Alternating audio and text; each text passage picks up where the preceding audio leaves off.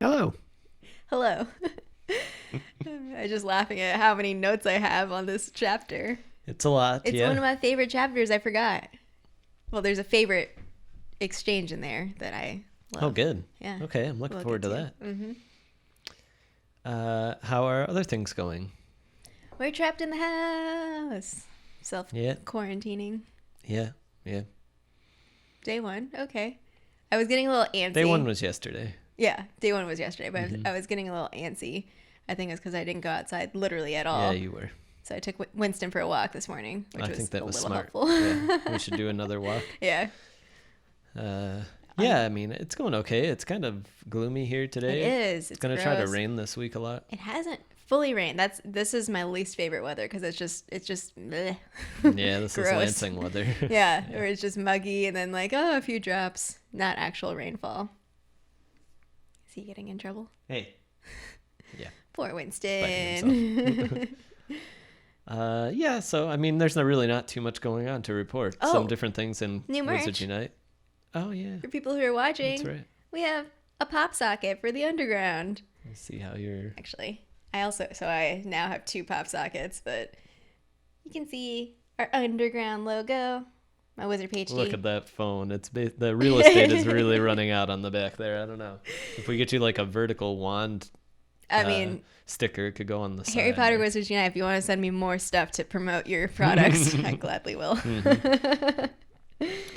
Yeah, we haven't played too much either because we didn't really go out, but... I got a Newt Scamander yesterday from a Trace Tonic. The old Newt. The regular, usual, the Magizoologist Newt Scamander. That was exciting and random. And I was like, oh gosh.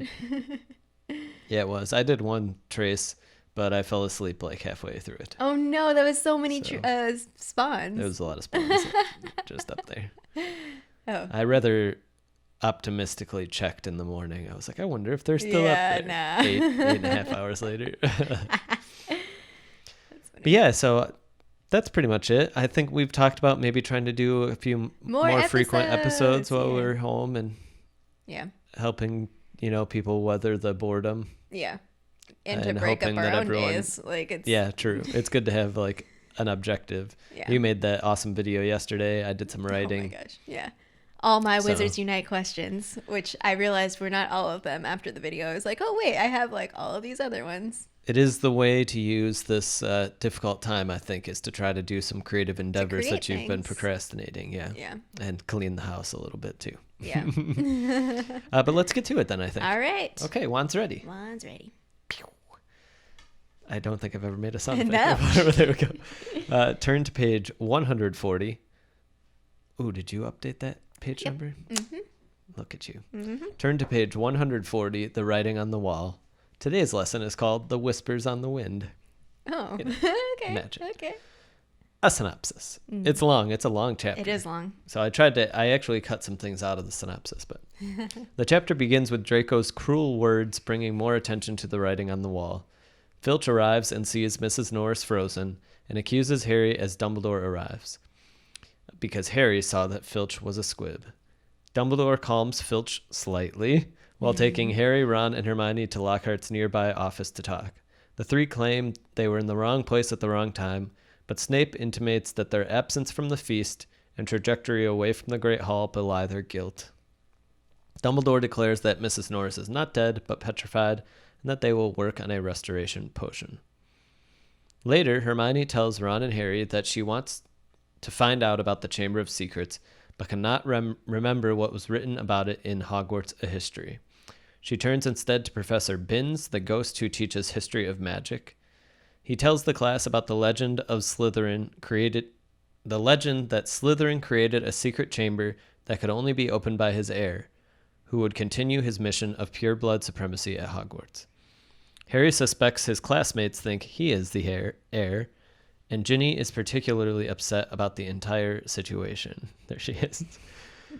Finally, our trio settle on trying to interrogate Malfoy to learn what he knows, and if he is in fact the true heir.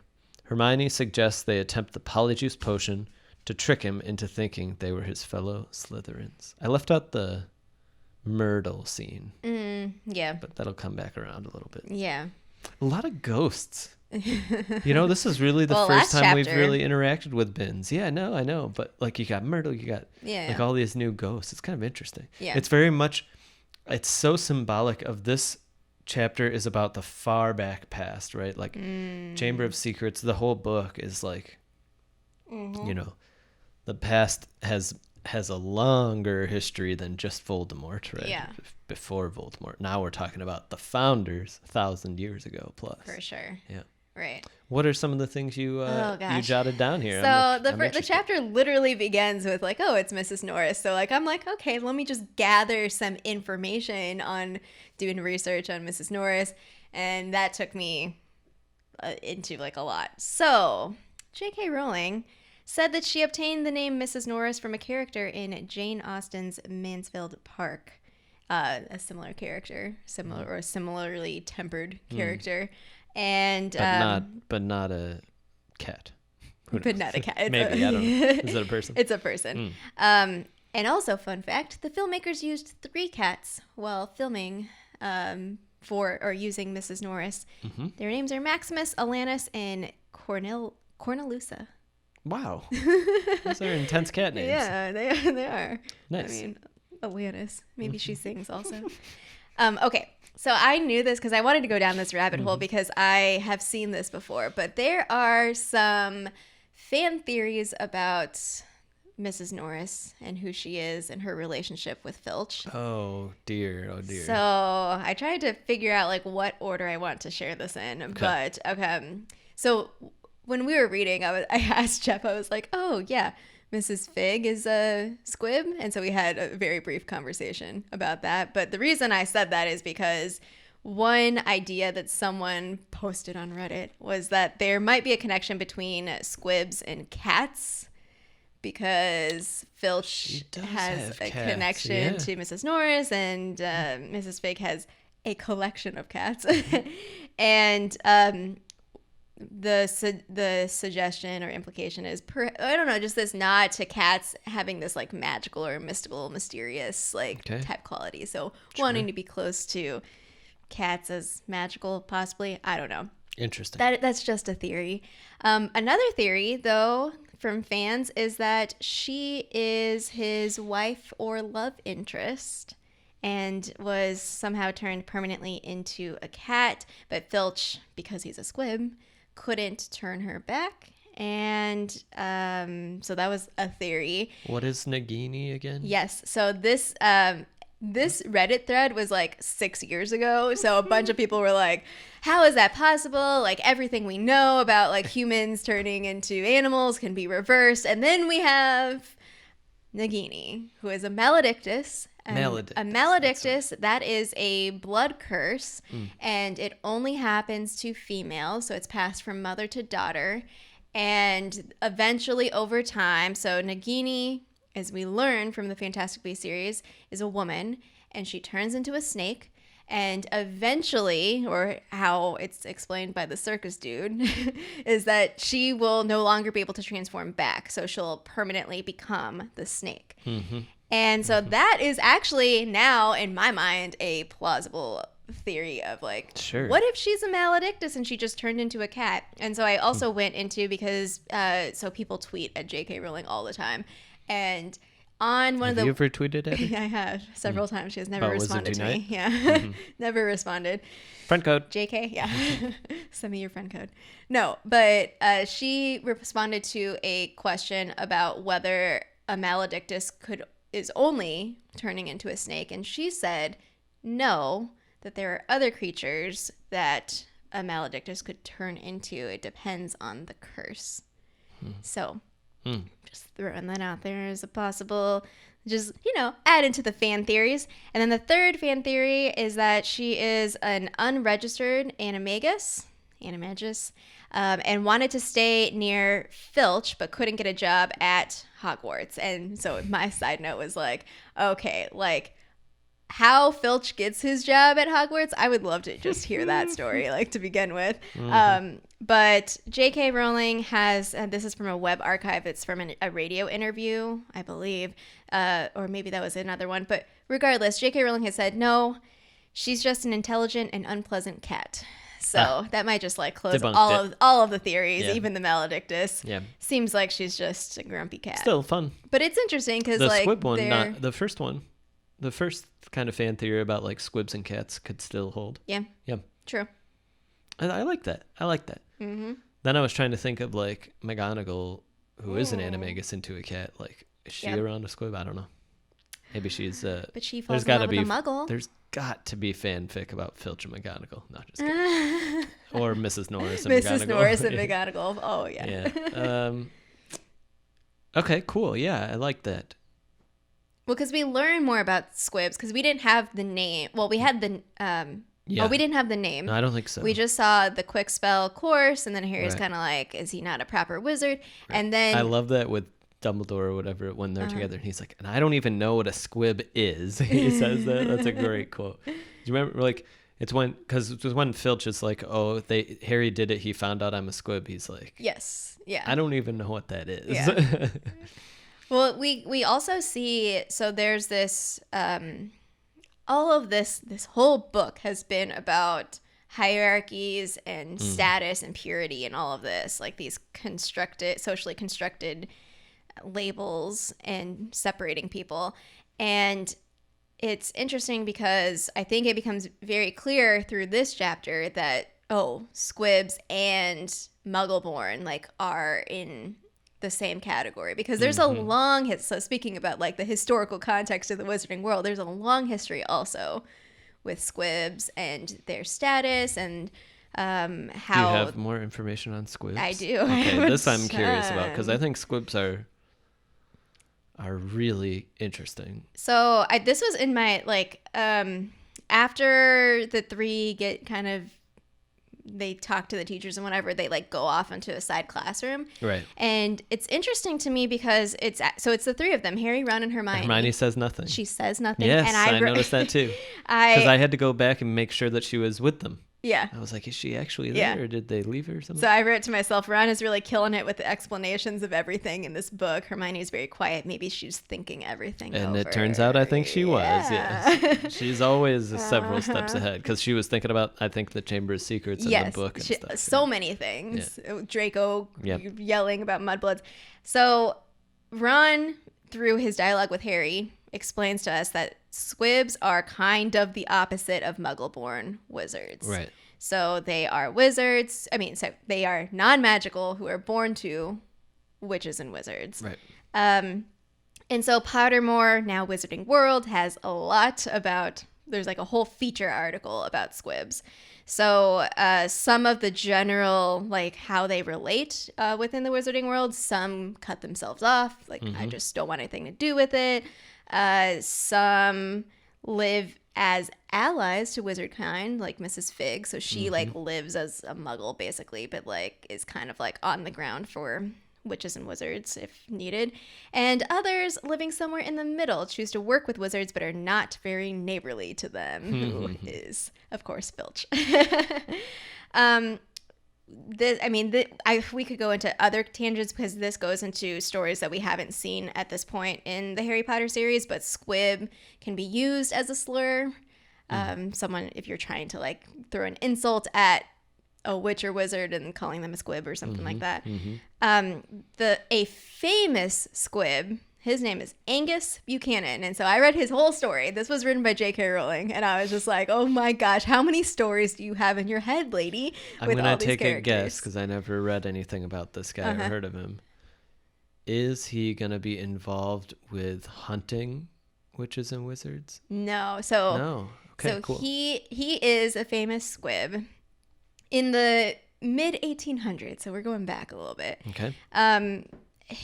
In the Buchanan family at that time, there were 11 children, and he was one of them. Okay. Another one was James Buchanan, future president of the United States. Or no, cannot verify that. Okay. So what's odd is that, like, having 11 kids seems a little chaotic. I mean, we have one puppy, and sometimes I'm just like, all right, this is a bit much. Winnie. But calm yourself. Yeah, exactly. But somehow the parents did not realize that Angus was a squib. So he's their third son. They just never noticed, I guess. And in fact, and this, I don't know if this is part of it, but it's like a weird, messy story. His dad used to proudly boast, oh, there are no squibs in the Buchanan family, and he even believed that a squib in any family was a sign that they were in decline and deserved to be winnowed out. So, classic hatred, just like embedded in someone's mind. I bet you he wouldn't have thought that anymore. Well, if he found out. Well, oh, and also I wrote a side note to myself. When we get to Dolores Umbridge, it's going to be an exciting family history. When you said Dolores, I thought of Westworld. Go on. So Angus was described in this writing and like viewed by his siblings as the large.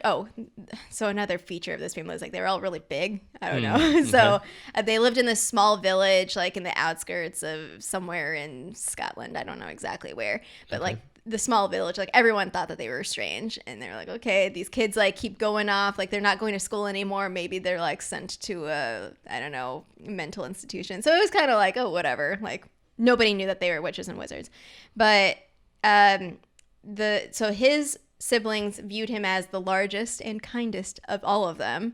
So they helped cover up the fact that he couldn't do magic when they were young. And so to the point where his sister Flora forged an acceptance letter to Hogwarts when he turned 11. So I guess it's possible you can forge an acceptance letter to Hogwarts.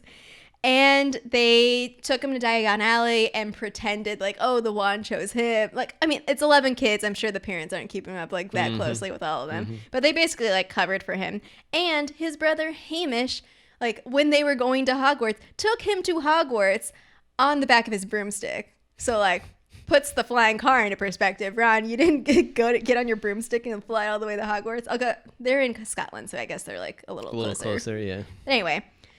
So Angus is there in Hogwarts at the sorting ceremony. His name is, of course, not called, but he cuts in front of someone and like is eager, and he's like, I'm going to go like get sorted. But the sorting hat knows. So unfortunately, the sorting hat was placed on his head, and it said, the hat announced kindly that the boy beneath it was a good-hearted chap, but no wizard.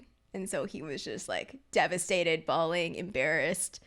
And of course the parents found out because everyone was sending owls to them being like, oh, your boy Angus is a squib.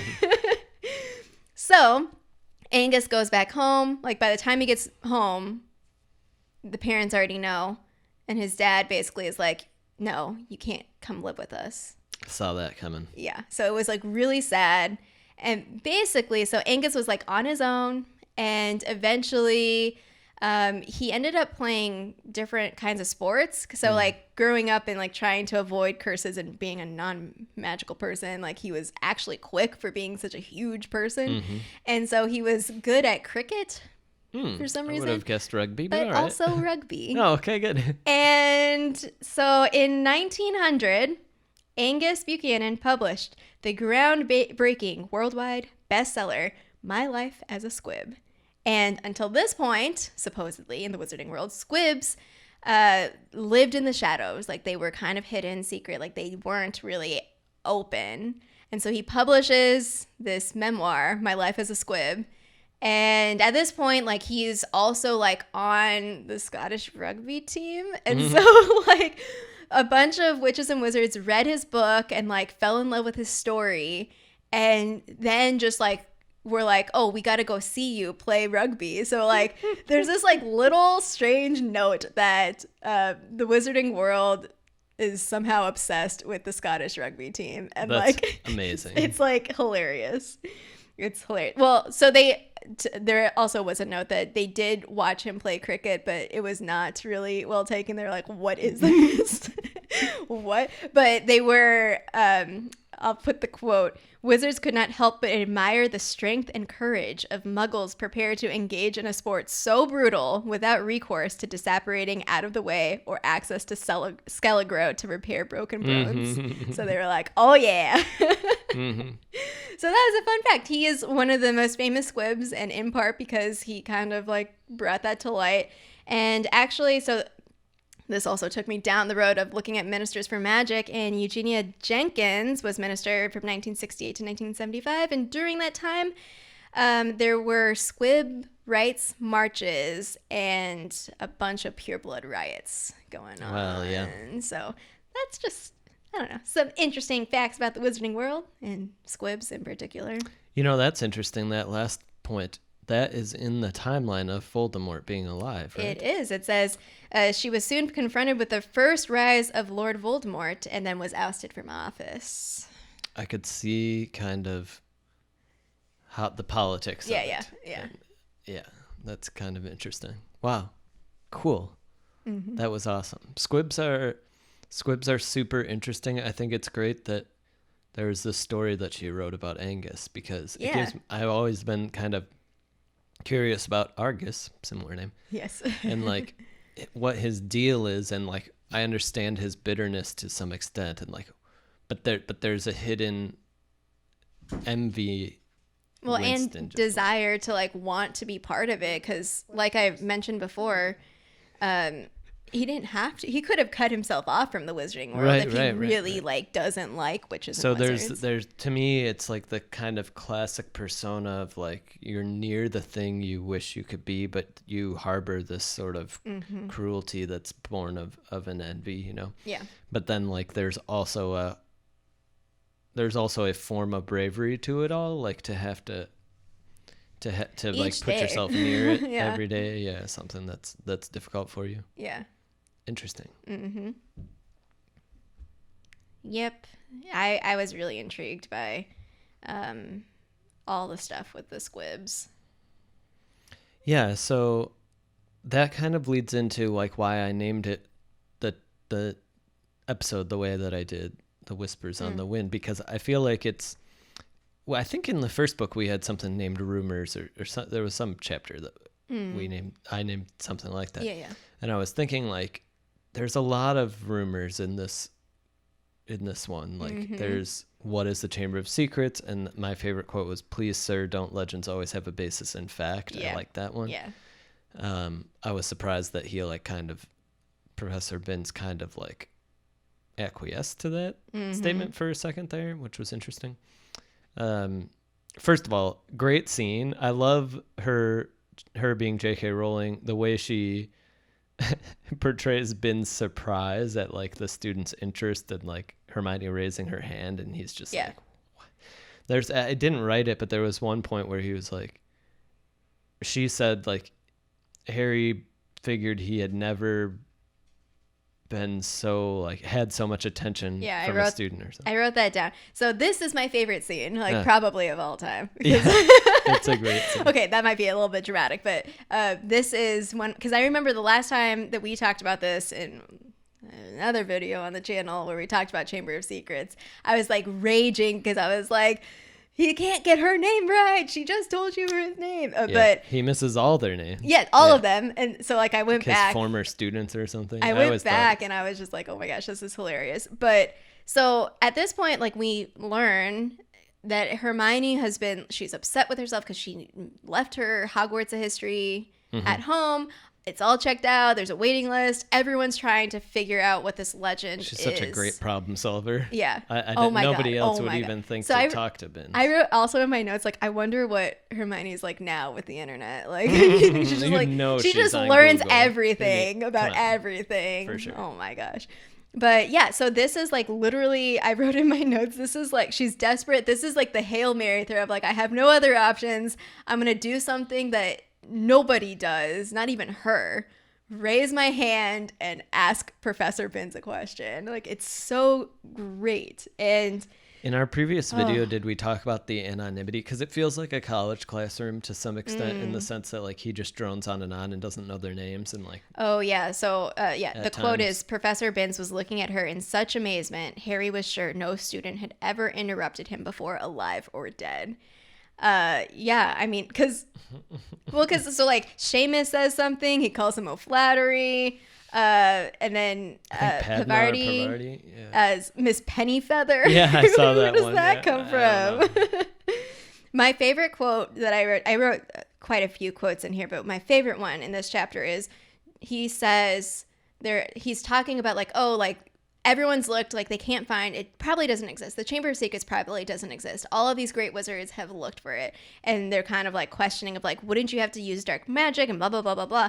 And he says, just because a wizard doesn't use dark magic doesn't mean he can't. Yeah. And like that's such a good quote. It's a throwback to kind of McGonagall in the very first chapter of the first book.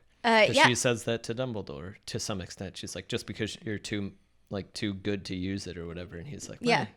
And Harry's internal monologue in his head later after class, when Ron is basically like ranting on about Slytherin House, and Harry is thinking to himself in his head, he never told them about the Sorting Hat. And it goes back to that line also where the Sorting Hat says, you could be great, you know. And like, again, this idea of like, you can choose how to use your power, your magic, your greatness. Mm-hmm. Like, you have the choice to do that. Like, and just because you have an understanding of something doesn't mean that you're just like bad, you know. But then part of the fear and like weird like labeling and stuff comes in, because how do I know that you're not going to use it for bad? Like, that's kind of the thing, is like, right. How with this, we talked about this in the last season about this idea of like understanding and knowledge and what is allowed to be taught in schools, or in Hogwarts specifically. And like, do they learn about dark magic? Like, what is it? And like how that relationship. And then it becomes tricky because people are afraid that they can't trust other people because you don't, you know, it's just so good. I don't know. It is a good chapter. It's a very good chapter. There's so much that happens. Mm-hmm. It's kind of wild. Because there's like kind of 4 discernible scenes, and there's different locations, and maybe even 5, days, right? Because there's the library, there's the Lockhart's classroom, there's in the hallway, they go back, then at Myrtle's. Yeah, Lockhart interestingly fades into the background in this chapter. I mean, he's kind of Lockhart, like at that in part. That scene is pretty hilarious though, because it's like he's just like. But he's doing his own thing, and it's kind Dumbledore's of like, like, he's not the. She's not dead, and he's like, as I suspected. Damn it, Lockhart! Yeah. You are the worst. You just ignore him. Oh. Oh my gosh. Oh yeah. Also in that, like Harry's kind of questioning like whether he should have told the adults. I hear voices. Yep. And Ron says to him, hearing voices no one else can hear isn't a good sign, even in the wizarding world. Yep. Aw, poor Harry. Yeah. I think that's also because I wrote a note. So Colin pops up. Mm-hmm. In that moment when I was reading, I thought to myself, wow, Colin is basically like Harry's anxiety, but like manifested in an externalized form. He's just there, like not a voice in your head. Like he has that also, obviously, voices in his head. But now he has this like other voice that just kind of pops up and is like, hey, Harry, hi. Hey. Hello, Colin. Yeah, exactly. Exactly. Oh. And Justin Finch Fletchley. Oh, yeah. Because we learned about him and we're like, oh, bro, you're so cool. And then he's just like shunning Harry and you're like, oh, no. Ron's like, yeah, I didn't like him. Classic Ron. Good friend. Good job. We also get a little, looking forward, possibly. Ginny Weasley seemed very disturbed. Yeah. I mean, but then also it's followed up by the attack had an effect on Hermione, so it's like not really clear that it's I love the one scene where Ron is trying to comfort her and he's like, oh, it'll be fine, like, but hopefully not before Filch gets petrified or whatever, and she's just like, and he's like, I'm kidding. I mean, in the movie, she's like this probably. Oh my gosh, we saw that scene where she walks down and it's Harry and the eyes. Oh, Bonnie, you're so great. Oh, man. What else did I write? Oh, Percy. Dude, chill out, dude. Yeah, so actually this is a good one to talk about anyway, because if I remember correctly, I think this is the only time that a prefect takes away points, because I wonder if she maybe later kind of retcons the point giving and getting experience. And then I also sometimes when I was reading it this time, I was like, oh, I wonder if he like makes a mental note of it and then like goes and tells McGonagall and is like, oh, 5 points off from Gryffindor. I don't know. I guess I never really paid attention to it, but I always thought like, only the teachers could take away or give points, or maybe he can only take away points or something. Yeah, I don't know the answer to that. Yeah. I would have to look at it. Yeah. Yeah, but it was also funny because the way that it was written was kind of making a connection back to Mrs. Weasley, or like at least the way that it was like describing how he was reacting, and Ron snapping back, being like, "You don't care about Ginny, you just care about yourself." And I'm like, "Oh!" Yeah. But it gives a great insight into Percy that he like cares about his own pride enough to be like, "I'm gonna take points away." It seems like totally disproportional. Response. He can't. Like, it's fine. It's a use of authority, right? It's like the lawful evil type of personality. Of like, I'm gonna use authority because you're like insulting me, so I'm gonna like come down on you. Yeah. Even if your insult is probably accurate, you only care, right? And it's like there's the irony of it all. Is like it is accurate. He is upset because it would hurt his chances to be head boy and things like that. But then at the same time, like maybe he's hurt because that's part of his motivation, but he actually does care about, his family, and like he wishes that things were different, and it's and so he's trying to like to thread. He's trying to do good. And he's a complicated guy. He is. I also laugh because we see Ron's fear of spiders. Yeah. And I don't quite remember this that vividly, but the explanation for why he's afraid of spiders. Yeah. That when they were younger, Ron accidentally broke Fred's toy broom, which I think is adorable. And then Fred turns his teddy bear into a spider. And I'm just imagining like just little baby Fred and Ron and just like doing these little spells to each other. Yeah, but it would be like, but it's like early, like when Harry jumped onto the roof and stuff, it'd be kind of uncontrolled. Like Fred would be mad at Ron, but like wouldn't be like, I'm going to turn your teddy bear into a spider. It's just like what happens. It's how it manifests, It's kind of interesting. Mm-hmm. Yeah, maybe he's just super powerful. Yeah. He's just like, He's like, this'll be something. So then also what I wrote down was, so they're talking, the three are talking about the heir of Slytherin and like, who could it be, sort of thing. And Hermione's in it. I mean, she certainly has motivation to be in this and not be the one that's like, let's focus on our studies, because it's literally her life. Right. If we're talking about if someone's targeting mudbloods or people who are muggle-born. And Harry, in talking about Draco, says they could easily be Slytherin's descendants. His father's definitely evil enough. And I just wrote, yes, Harry, yes. Exactly. Yeah. But it was interesting, and what stood out to me was that, so now, instead of, like, in book one, it was all about Snape. So the target was already on Snape, and it was kind of like, all right, let's follow this. Now it's on Draco, because Harry says, but how do we prove it? And she wrote, said Harry darkly. And it's interesting because that dynamic, to me, felt similarly with Snape. And it's like, you have it out for Snape. Sure, he might be involved. Like, sure, Draco might be involved with something sketchy. But, like, Harry is obsession with, like, wanting to prove. Yeah. At this point in his life, Harry is not a very forgiving or nuanced thinker about the people who are cruel to him. Yeah. Which is forgivable. I mean, they are legitimately cruel. But, well, in the age and the experience, it'll be interesting to watch how Harry transforms a little bit. Mm-hmm. I mean, there are events in later books that are interesting, like things boil over and become actually physical and frequently sometimes. And I think like combine that with the fact that I don't know, Draco's just so flippant about it. It's it's the arrogance and smugness. It's kind of curious to put it together, because I think J.K. Rowling is like kind of really hinting at us that like it's clearly not Draco, but Harry clearly thinks like Draco is involved, Yep.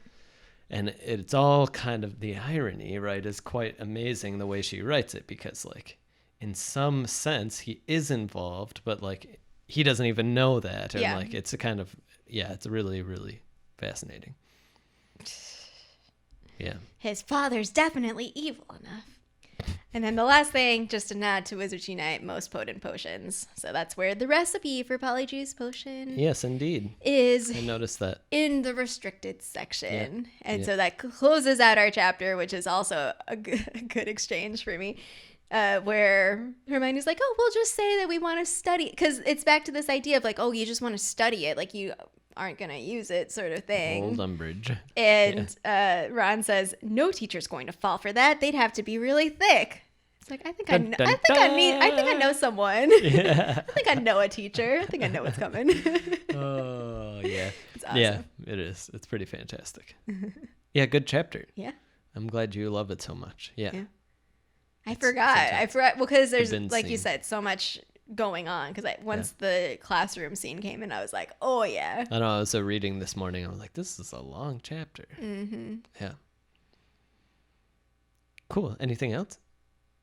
No, just that mandrakes. Oh, yeah, little mandrake. So we were introduced to mandrake, drop. so that was kind of the Draft. petrified thing. So Dumbledore was like, oh, well, in a few days or whenever it's ready, like we can use the root maybe. I don't remember exactly what, but it's used for the remedy for petrification, which it's like it was meant to be. You have a lesson on mandrakes and it's like, oh, hey, here we go. Mm-hmm. So, yeah, that's all. All right, cool. Mm-hmm. Well, until next time, wand's ready.